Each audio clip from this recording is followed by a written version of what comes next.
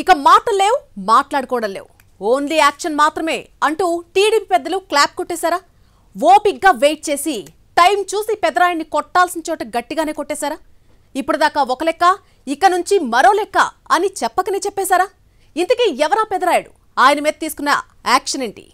కర్మ రిటర్న్స్ అన్న సిద్ధాంతం సినీ నటుడు మోహన్ బాబుకు అతికినట్టు సరిపోతుందన్న అభిప్రాయం బలపడుతోంది వివిధ వర్గాల్లో. బాబు, మోహన్ బాబు రోజులు ఎప్పుడూ ఒకేలా ఉండవయ్యా.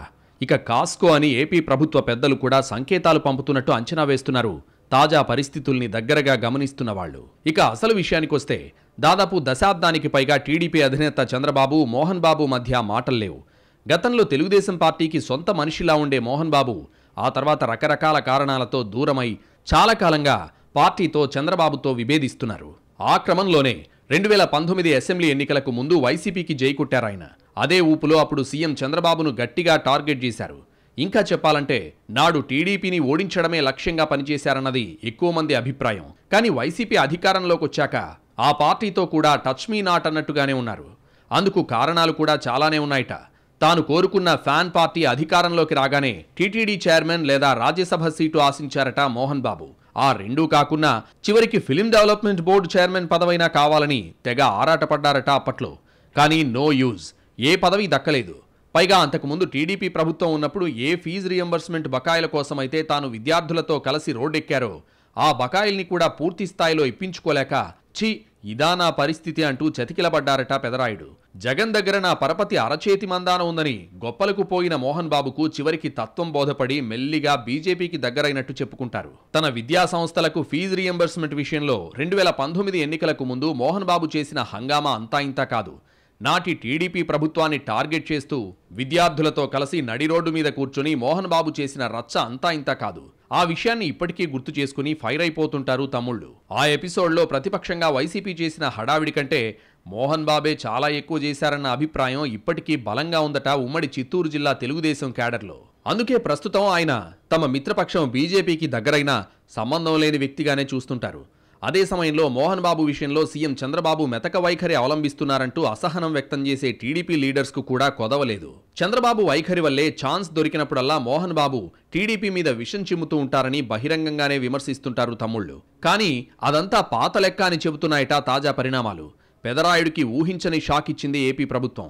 ఇది చూసిన కొందరు టీడీపీ కార్యకర్తలు అవునా నిజమా అని ముక్కున వేలేసుకుంటుంటే, ఇంకొందరు మాత్రం ఓ అడుగు ముందుకేసి ఇప్పటిదాకా ఓ లెక్క, ఇక నుంచి మరో లెక్క అంటూ సినిమా డైలాగ్స్ చెప్పేస్తున్నారట. గతంలో ఏ ఫీజు రియంబర్స్మెంట్ కోసం రోడ్డెక్కి చంద్రబాబు టీడీపీ మీద పెద్ద ఎత్తున విమర్శలు చేశారో అవే నిధులు, కాలేజ్ ఫీజుల మళ్లింపు వ్యవహారంలో ఇప్పుడు మోహన్ బాబు ఇరుక్కోవడం చూసి కర్మ రిటర్న్స్ అంటే ఇదేనంటూ కామెంట్స్ చేస్తున్నారు టీడీపీ కార్యకర్తలు. మోహన్ బాబు యూనివర్సిటీలో తమ దగ్గర అడ్డసుడిగా డబ్బులు పిండుకుంటున్నారంటూ విద్యార్థుల తల్లిదండ్రుల ఫిర్యాదుతో విచారణకు ఆదేశించింది ఉన్నత విద్యామండలి. విచారణ తర్వాత కాలేజ్ మూసివేత, 15 లక్షల రూపాయల ఫైన్తో పాటు విద్యార్థుల నుంచి వసూలు చేసిన అదనపు సొమ్ము 26 కోట్ల రూపాయలను 15 రోజుల్లోపు తిరిగి చెల్లించాలని చెప్పడం మోహన్ బాబు ఊహించని షాకేనంటున్నారు. దీంతో అవాక్కైన టీడీపీ క్యాడర్ ఇది నిజంగా మన ప్రభుత్వమేనా, అలాంటి చర్యలకు ఆదేశించింది నిజమేనా అంటూ తమను తాము గిల్లి చూసుకుంటున్నారట. కొద్దిమంది చిత్తూరు జిల్లా సీనియర్స్ అయితే ఈ విషయంలో చంద్రబాబు ప్రమేయం పెద్దగా ఉండకపోవచ్చని, అంతకుమించి లోకేష్ పూనుకుని గట్టిగా వ్యవహరించి ఉండొచ్చని అంచనా వేస్తున్నారు. తప్పును తప్పు అని చెప్పడానికి కూడా భయపడాల్సిన అవసరం లేదని, లోకేష్ ఆదేశాలతోనే ఉన్నత విద్యామండలి స్వేచ్ఛగా విచారణ జరిపి ఈ తరహాలో కఠిన నిర్ణయం తీసుకుందన్న అభిప్రాయం ఉంది సీనియర్స్లో.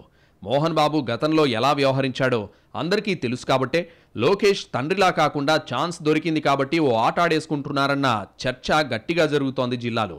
దానికి తోడు మోహన్ బాబు రెండో కుమారుడు మంచు మనోజ్ సైతం నేరుగా లోకేష్ను పలుమార్లు కలిసి తనతో నాన్న అన్న ఎలా వ్యవహరించారో వివరించారట.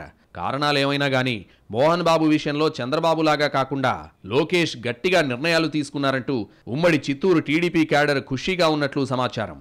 ఇదే విషయాన్ని సోషల్ మీడియా వేదికగా చర్చకు పెట్టేస్తున్నారు. మనతో ఎంటర్టైన్మెంట్ మామూలుగా ఉండదు మరి అంటున్నారు టీడీపీ లీడర్స్. చిన్నబాబు యాక్షన్కు పెదరాయుడు రియాక్షన్ ఎలా ఉంటుందోనని ఆసక్తిగా గమనిస్తున్నాయి రాజకీయ వర్గాలు.